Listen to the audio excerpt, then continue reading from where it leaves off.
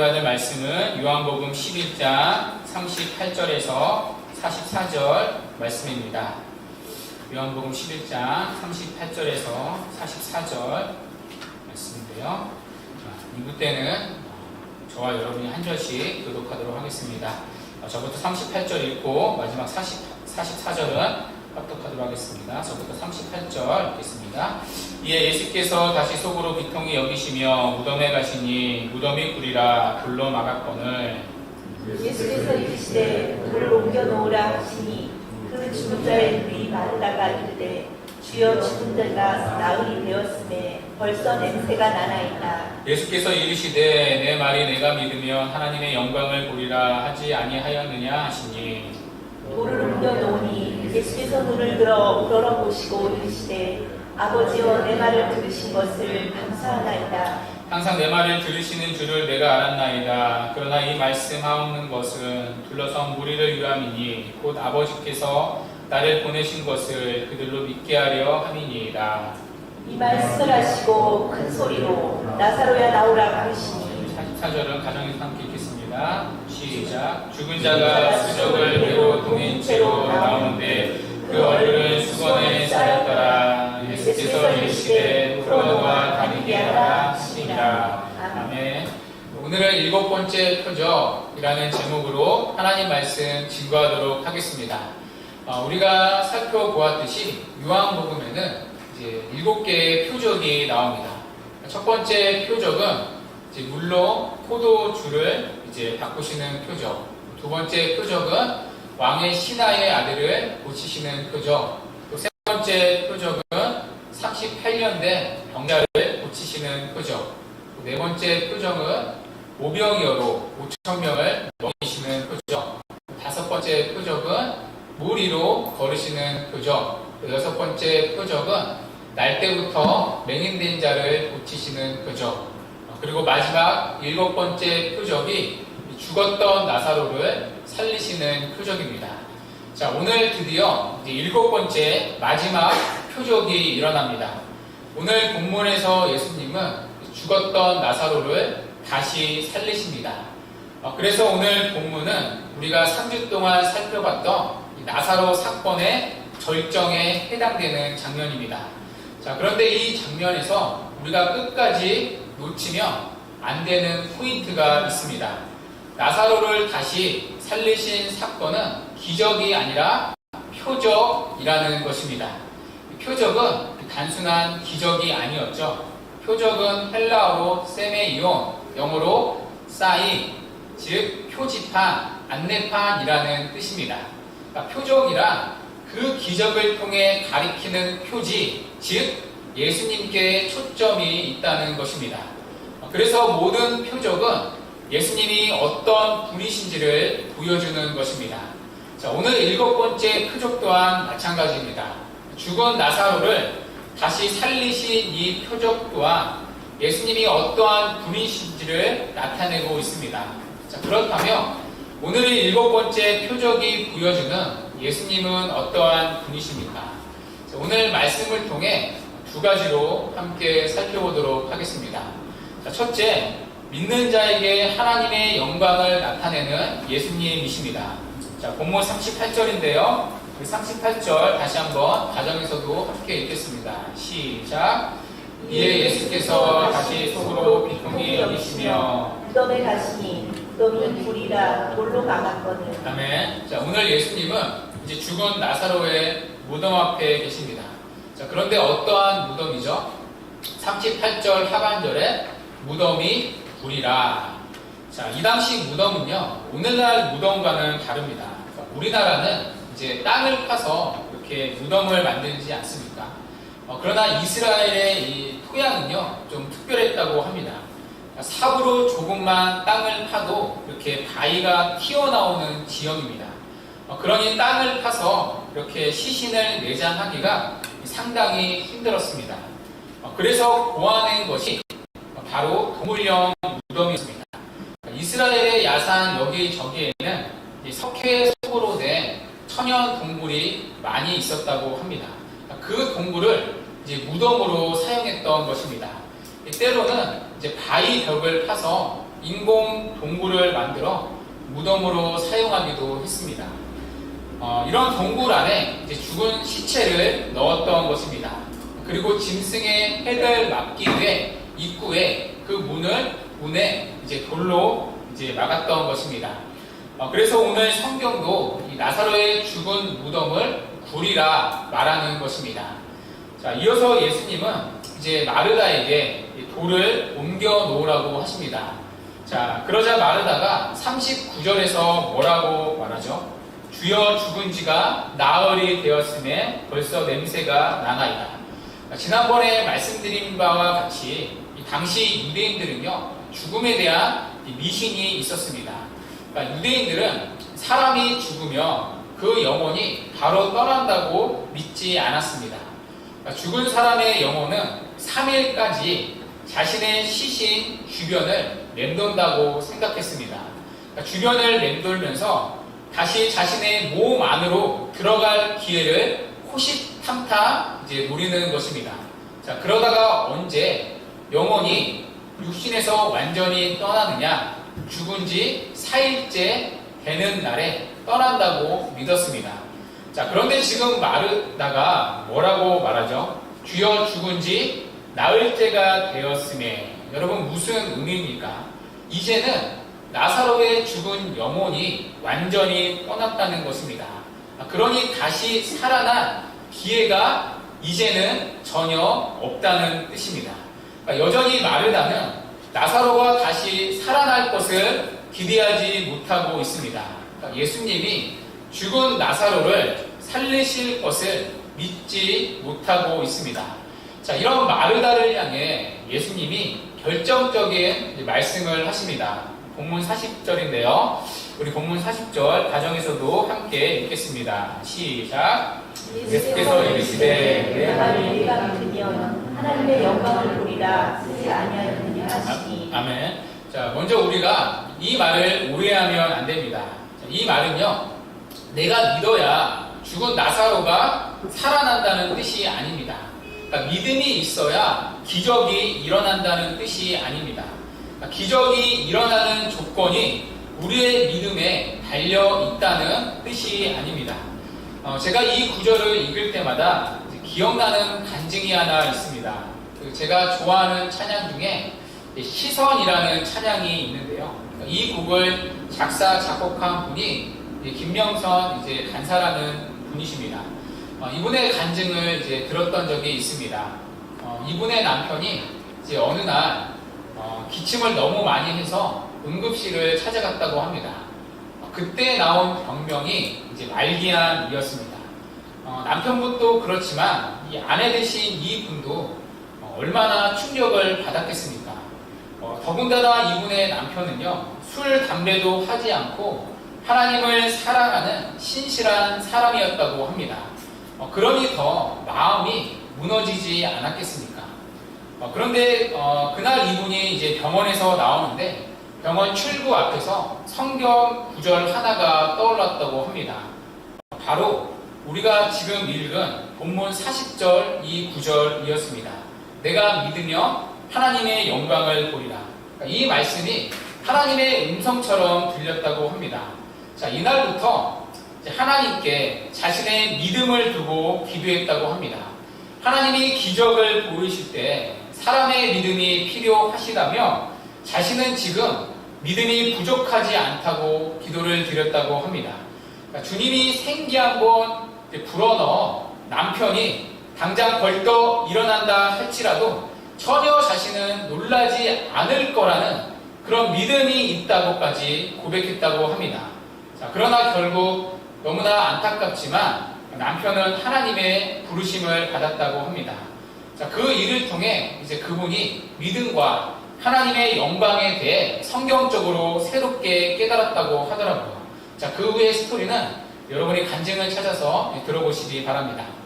사실 오늘날 많은 사람들이 이 구절을 오해합니다. 내가 믿으며 하나님의 영광을 보리라. 기적의 조건이 믿음에 있다고 말합니다. 흔히들 이렇게 말하는 거죠. 믿고 기도하면 이루어진다. 하나님이 복 주려고 준비하고 계시는데 당신들이 믿고 기도하지 않기 때문에 이루어지지 않는 것이다. 긍정적으로 사고하고 믿고 기도하라.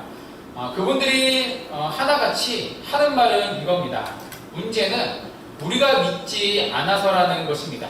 믿음이 부족해서라고 말합니다. 병이 고침받지 못한 것도 믿음에 부족해서입니다. 또 기도가 응답받지 못한 것도 믿음이 부족해서입니다. 내 삶에 하나님의 기적이 일어나지 않는 것도 믿음이 부족해서입니다. 그러니 믿고 선포하라고 가르칩니다. 믿고 기도하라고 가르칩니다. 믿음대로 이루어진다는 것입니다. 자, 그러나 여러분, 이것은요, 성경적인 신앙이 아닙니다. 여러분, 이것은 믿음을 믿는 것이지 하나님을 믿는 것이 아닙니다. 자, 여러분, 성경을 보십시오. 복음서를 보면 예수님께서 기적을 보이시기 전에 믿음을 요구하실 때가 있습니다. 그리고 기적을 베푸신 후에 내 믿음이 너를 구원하였다라고 말씀하시는 장면도 있습니다. 자, 그러나 반대로 믿음을 요구하시지 않으시고 기적을 나타내실 때도 있습니다.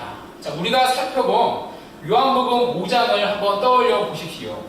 자, 거기서 예수님은 38년 된 병자를 일으키신 표적을 보이셨습니다. 자, 그때 예수님은 38년 된 병자에게 내가 낫고자 하느냐라고 물으셨습니다. 자, 그러나 이 병자는 예수님께 아멘으로 제가 믿습니다, 이런 믿음으로 응답하지 않았습니다. 오히려 자신의 그러한 상황을 푸념하기에 바빴습니다. 그러니까 믿음의 흉내조차도 내지 못했던 것입니다. 자, 그러나 예수님은 그를 일방적으로 고쳐주셨습니다. 무엇을 알 수가 있죠? 기적의 조건은 우리의 믿음에 달려있지 않다는 것입니다. 하나님의 뜻이면 일어나는 것입니다. 반대로 하나님의 뜻이 아니면 일어나지 않는 것입니다. 자, 그래서 오늘 예수님은 믿으면 나사로가 다시 살아나리라고 말씀하지 않으신 것입니다. 어떻게 말씀하죠? 믿으면 하나님의 영광을 보리라, 이렇게 말씀하신 것입니다. 자, 그렇다면 오늘 본문의 믿음은 어떠한 용도입니까? 믿음이 기적의 조건이나 수단이 아니라면 오늘 본문의 믿음은 어떠한 용도이죠? 자, 오늘 믿음은 하나님의 영광을 보게 하는 렌즈와 같습니다. 자, 여기 하나님의 영광은요, 우리가 몇 차례 살펴봤듯이 단순히 나사로가 살아나는 그 사건을 말하지 않습니다. 자, 오늘 이 사건은 기적이 아니라 표적이죠. 기적은 자연을 거스리는 현상이 일어나는 것입니다. 자, 그들은 죽은 나사로가 다시 살아나오는 기적을 보았습니다. 자, 그러나 주님이 행하시는 기적은 그냥 기적이 아니라 표적입니다. 이 모든 것은 그리스도가 누구신가를 계시하는 하나의 사건입니다. 그러니까 나사로가 다시 살아나는 사건을 통해 예수님이 누구신지를 보여주는 표적입니다. 예수님이 바로 죽음의 권세를 이기시는 생명의 주님이라는 것입니다. 그분이 바로 생명과 부활의 주님이라는 것입니다. 자, 이것이 죽은 나사로를 살리시는 기적을 통해 나타내는 하나님의 영광입니다. 자, 그리고 그것을 보게 하는 렌즈가 바로 믿음입니다. 자, 여러분, 오늘 본문을 보십시오. 나사로가 살아서 걸어 나왔을 때 그 광경을 모든 사람이 다 보았습니다. 그러니까 말하자면 모든 사람이 이 기적을 보았습니다. 그러나 모든 사람이 그것을 표적으로는 보지를 못했습니다. 그러니까 모든 사람이 기적을 보았지만 모든 사람이 나타난 하나님의 영광, 그래서 그리스도께 가지는 못했습니다. 자, 우리가 읽지는 않았지만요, 여러분, 뒤에 나오는 45절을 한번 보십시오. 많은 유대인들이 주님을 믿었다고 말합니다. 자, 그러나 이어지는 46절을 보면 그 중에 어떤 자는 바리새인들에게 가서 예수님께 하신 일을 알렸다고 말합니다. 그러니까 그들은 그리스도께 간 것이 아니라 그리스도를 고발하러 바리새인들에게 달려갔던 것입니다. 그러니까 모두가 기적을 보았지만 모두가 그리스도께 간 것은 아니었습니다. 모두가 기적을 보았지만 모두가 표적은 보지 못했던 것입니다. 모두가 기적을 보았지만 모두가 하나님의 영광은 보지 못했던 것입니다. 왜냐하면 이들은 표적을 볼 수 있는 믿음의 눈이 없었기 때문입니다. 그래서 그들은 예수님을 믿기보다 오히려 죽이려 달려들었던 것입니다. 그러니까 똑같은 기적을 체험해도 오직 믿는 자만 하나님의 영광을 본다는 것입니다. 오늘도 많은 사람들이 이런 기적의 은혜를 체험할 수 있습니다.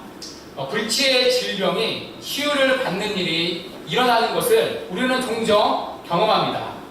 또 기적적으로 힘든 공경에서 벗어나는 일들을 경험하기도 합니다. 누군가는 이것이 운이 좋아서라고 해석하기보다는 하나님이 진짜 살아 계신다는 증거라고 고백하는 분들도 계십니다. 그러나 기적을 보는 모든 사람이 하나님의 영광을 보는 것은 아닙니다. 오늘 우리도 마찬가지죠. 오늘 여러분은 모두 하나님을 예배하러 가정에 앉아 있을 것입니다. 또 이 자리에 앉아 있는 거죠. 가정에서 지금 하나님의 말씀을 듣고 계실 것입니다. 이 일은 우리에게 모두 일어나는 불신자와 구별되는 기적과도 같은 일입니다. 그러나 오늘도 오직 믿는 자만이 이 기적의 현장 속에 하나님의 영광을 볼 수가 있다는 것입니다. 여러분, 설교를 들을 때 중요한 태도 중에 하나가 믿음이라고 말씀드렸던 적이 있습니다. 여러분 기억나십니까? 믿음으로 듣는다는 것은 결코 추상적인 것이 아닙니다. 믿음으로 듣는다는 것은 오늘 주신 말씀이 나에게 주시는 하나님의 음성으로 듣는 믿음입니다. 이것은 나의 생각과 판단으로 말씀을 자르는 것이 아닙니다. 내가 가진 생각을 끝까지 꺾지 않는 것도 아닙니다. 오늘 주어지는 말씀이 정말 말 그대로 나를 향한 하나님의 음성으로 듣는 믿음입니다. 그 믿음으로 말씀을 들을 때에만 우리는 오늘도 하나님의 음성을 들을 수 있습니다. 모든 사람들 가운데 나에게만 말씀하시는 하나님의 음성을 들을 수 있습니다. 그럴 때 오늘도 그 사람은 목사의 설교를 통해 살아계신 하나님의 영광을 볼 수가 있습니다. 오늘도 그러한 사람은 말씀을 통해 자신을 고치시고 살리시는 하나님의 영광을 보게 되는 것입니다. 단 하나, 오직 믿음이 있을 때 말입니다. 우리의 삶에서 일어나는 모든 일 또한 마찬가지입니다. 우리의 삶에 일어나는 수많은 일들 속에 하나님의 영광을 보는 자들은 오직 믿음의 눈이 열려있는 자들 뿐입니다. 하나님은 우리의 삶에 일어나는 수많은 일들, 모든 일을 통해 우리에게 말씀하고 계십니다. 그 일을 통해 우리에게 하나님이 누구신지 알려주고 계십니다. 그 일을 통해 우리를 하나님 앞으로 부르시고 또 하나님의 사람으로 변화시키고 계십니다. 자, 그러나 그것을 볼 수 있는 눈은 믿음의 눈이 열려 있을 때입니다. 예를 들어 우리가 하나님을 믿다 보면 어려움이 해결되는 일들이 있습니다. 자, 이러한 일들을 믿음의 눈으로 보게 되면 하나님의 역사라고밖에 고백할 수 없습니다. 자, 믿음의 눈으로 보게 될 때 그 사람은 하나님의 영광을 보게 되는 것입니다. 자, 반대로 아무리 기도해도 해결되지 않는 고난이 있습니다. 자, 그러나 그 고난 또한 믿음으로 보게 되면 그 고난 속에 감춰진 하나님의 뜻과 목적이 있다는 것을 보게 됩니다. 믿음으로 고난을 바라볼 때 그 고난 속에 나를 하나님의 사람으로 성화시키시는 하나님의 열심을 보게 됩니다. 이처럼 믿음은 고난 속에서도 하나님의 영광을 보게 하는 것입니다. 자, 그러나 반대로 이 믿음의 눈이 열려있지 않다면 우리는 수많은 일들 속에서 하나님을 만나지 못합니다. 그 속에서 참된 신앙의 변화는 일어나지 못합니다. 그 속에서 그리스도께 회개하는 일도 또 그리스도를 닮아가는 일도 그리스도께 자랑하는 일도 일어나지 않습니다. 여러분 자신을 돌아보십시오. 지금까지 거쳐온 수많은 일들 속에 여러분은 표적을 보며 왔습니까? 그래서 그 속에서 나타나는 하나님의 영광을 보며 왔습니까? 수많은 일들 속에 우리를 고치시고 살리시는 하나님의 손길을 보며 있습니까? 그래서 그분의 뜻을 알아가고 또 그분을 닮아가고 변화되는 일들이 일어나고 있습니까? 그래서 우리에게 나타난 하나님의 영광을 고백하고 있습니까? 하나님은 오늘도 우리의 삶에서 일어나는 모든 일들 속에 하나님의 영광을 나타내고 있습니다.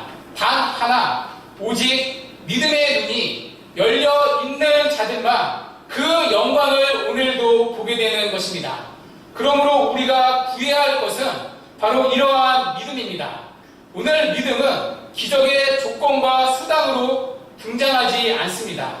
오늘 믿음은 하나님의 영광을 보게 하는 렌즈와 같습니다.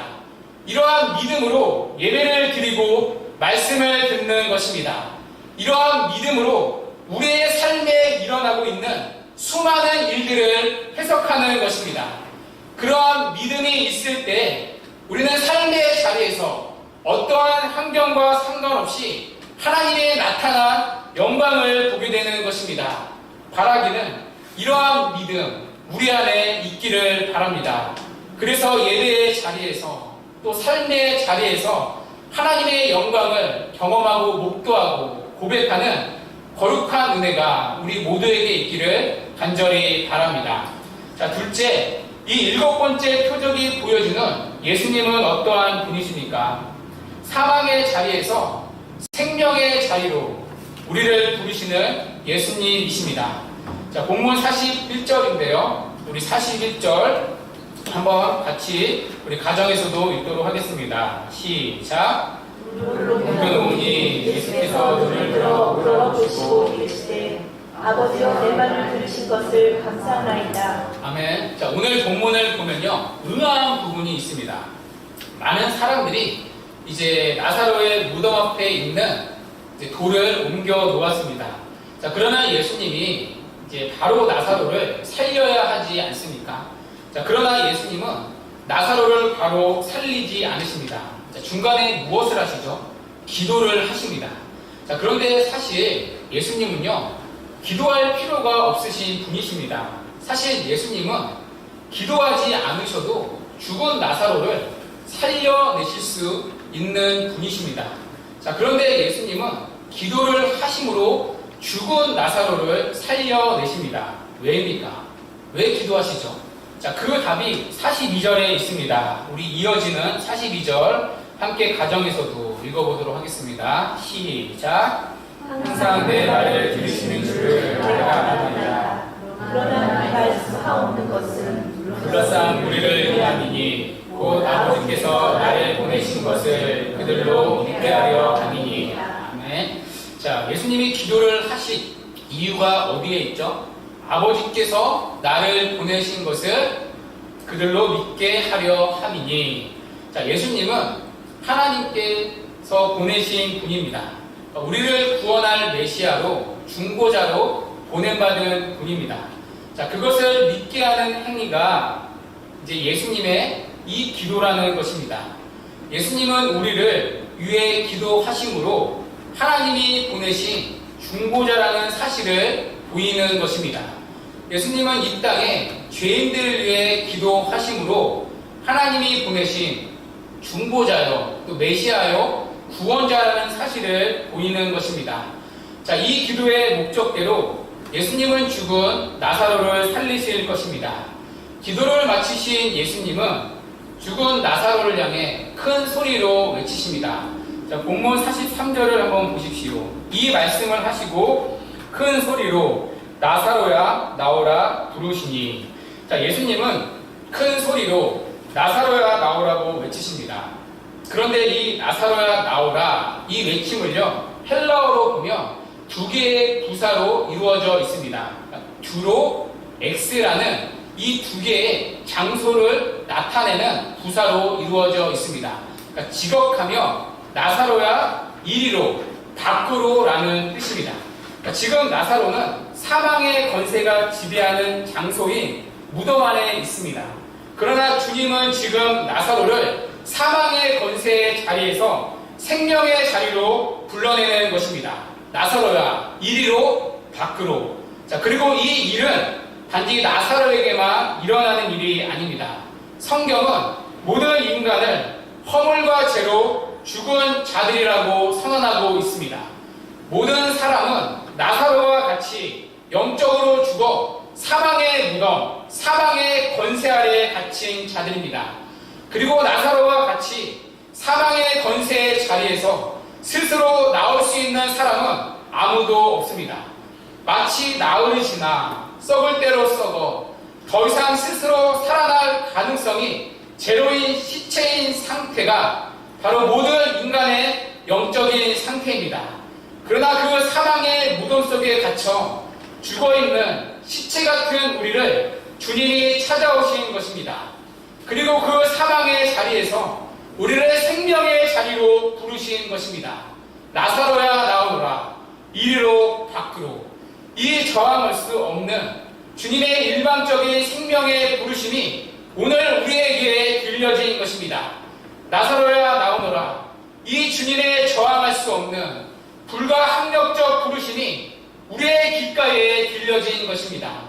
오늘도 저와 여러분이 이 자리에 있을 수 있는 것은 오늘도 나는 부활이요 생명이신 주님이 우리의 이름을 불러주셨기 때문입니다. 그 저항할 수 없는 주님의 부르심이 죽은 우리를 살리신 것입니다. 앞선 요한복음 5장 25절에서 주님은 이렇게 말씀을 하셨습니다. 진실로 진실로 너희에게 이르노니 죽은 자들이 하나님의 아들의 음성을 들을 때가 오나니 곧 이때라. 듣는 자는 살아나리라. 만약 여러분이 그리스도와 함께 살리심을 받은 참된 성도라면 오늘 여러분은 하나님의 아들 예수님의 이 음성을 듣고 살아난 자입니다. 오늘 우리는 나사로야 나오너라 이 주님의 음성을 듣고 사망의 무덤에서 나온 자들입니다. 그래서 세상에 속해 있으나 구분된 자요 사망의 무덤에서 나온 자로 주님 앞에 서 있는 것입니다. 물론 우리는 언젠가 육신이 죽게 될 것입니다. 오늘 다시 살아난 나사로 역시 다시 육신을 죽게 될 것입니다. 죽게 될 우리의 육신은 주님이 오시는 그날까지 잠시 동안 무덤 속에서 잠자게 될 것입니다. 그러나 이미 이 땅에서 예수를 믿어 영적으로 부활한 자들은 영원한 생명을 소유한 자들은 주님이 다시 오실 그날에 그의 잠자던 육신 또한 함께 다시 살아날 것입니다. 여러분 오늘 본문을 다시 보십시오. 주님이 나사로를 부르실 때 큰 소리로 불렀다고 말합니다. 사실 주님은 큰 소리로 나사로를 부를 필요가 없으신 분입니다.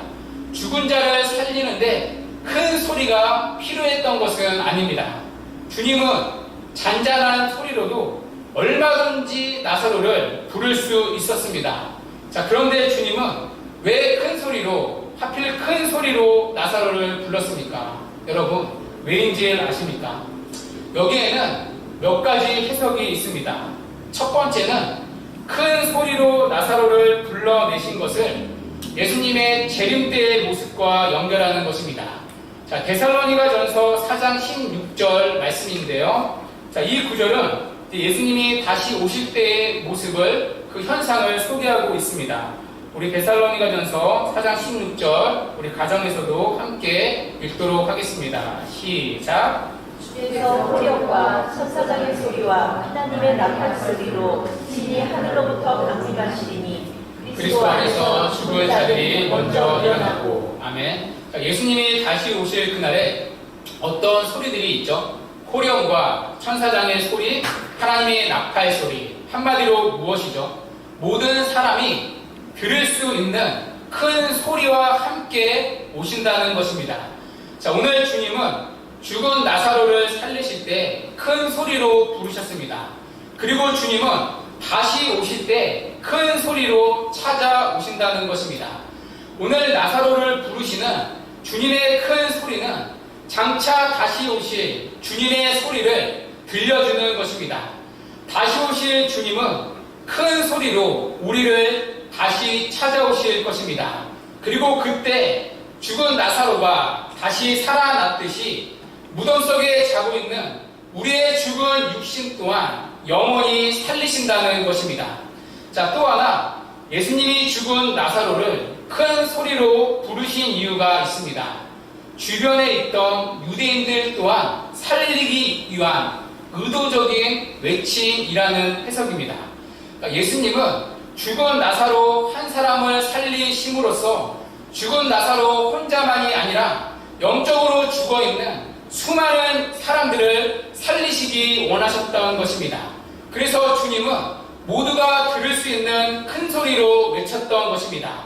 그리고 이것이 죽은 나사로를 살리신 이야기를 오늘 성경에 기록한 이유입니다. 죽은 나사로가 살아난 사건을 통해 오늘도 주님은 죽어있는 당신의 택한 사람들을 다시 살리기 원하신다는 것입니다. 죽은 나사로를 큰 소리로 살리신 주님이 오늘도 누군가를 큰 소리로 불러내고 계십니다. 그래서 죽은 나사로를 살리는 이 일은 지금도 우리 가운데 계속되고 있습니다. 사랑하는 여러분, 오늘 우리가 들어야 할 메시지가 바로 여기에 있습니다. 여러분들이 교회 생활을 몇 년을 했느냐, 그것이 중요한 것이 아닙니다. 여러분들이 아직 주님을 만난 적이 없고 아직도 여러분이 죄와 허물로 죽어 있다며, 그래서 여전히 사망의 권세 아래 갇혀 있다며, 오늘 여러분이 엎드려야 할 것은 여기에 있습니다. 오늘 여러분이 들어야 할 음성이 있다면 바로 여기에 있습니다. 나사로야 나오너라. 이 주님의 음성이 내게 들려지는 것입니다. 오늘 선포되는 목사의 말이 따분하고 시끄럽게 떠드는 소리가 아니라 하나님의 살아있는 음성으로 들려지는 은혜가 임하는 것, 여러분, 이것보다 급한 것은 없습니다. 만일 오늘 말씀이 하나님의 음성으로 들린다면 여러분은 살아난 자입니다. 그러나 끝까지 이 음성이 들리지 않는다면 안타깝지만 교회에 있으나 여러분은 결코 한 번도 산 적이 없는 자들입니다. 여러분들이 어떤 직분을 맡았을지라도 이 말씀이 하나님의 음성처럼 들려질 때만이 여러분들은 살아나는 것입니다. 그리스도인의 삶은, 부활의 생명은, 영생은 여기서 시작되는 것입니다. 그리스도인의 삶은 내가 교회를 나오리라 결심하는 순간에 시작되는 것이 아닙니다. 생명의 삶은, 신앙의 삶은 내가 예수를 믿기로 결심해서 시작되는 것도 아닙니다. 예수를 믿는 생명은, 영생은, 천국의 생명은, 구원은 하나님의 음성을 듣는 순간 시작되는 것입니다. 그러므로 여러분, 이 말씀 앞에 소망을 하십시오. 그분의 발 앞에 엎드려 이 은혜를 간절히 구하십시오. 나사로야 나오너라. 이리로 밖으로. 이 생명의 부르심이 나에게 들려지는 은혜가 있기를 구하십시오. 오늘 이 말씀이 나를 향한 주님의 음성으로 들려지고 내가 살아나는 은혜가 있기를, 그러한 날이 오기를 구하십시오. 죽은 나사로가 주님의 음성으로 살아난 것처럼 이런 은혜가 죽은 우리 모두에게 필요한 것입니다. 그리고 만일 이 음성이 들려진 분 계십니까? 그래서 이미 살아난 분들이 계시다면 날마다 이 음성으로, 이 말씀으로 사십시오.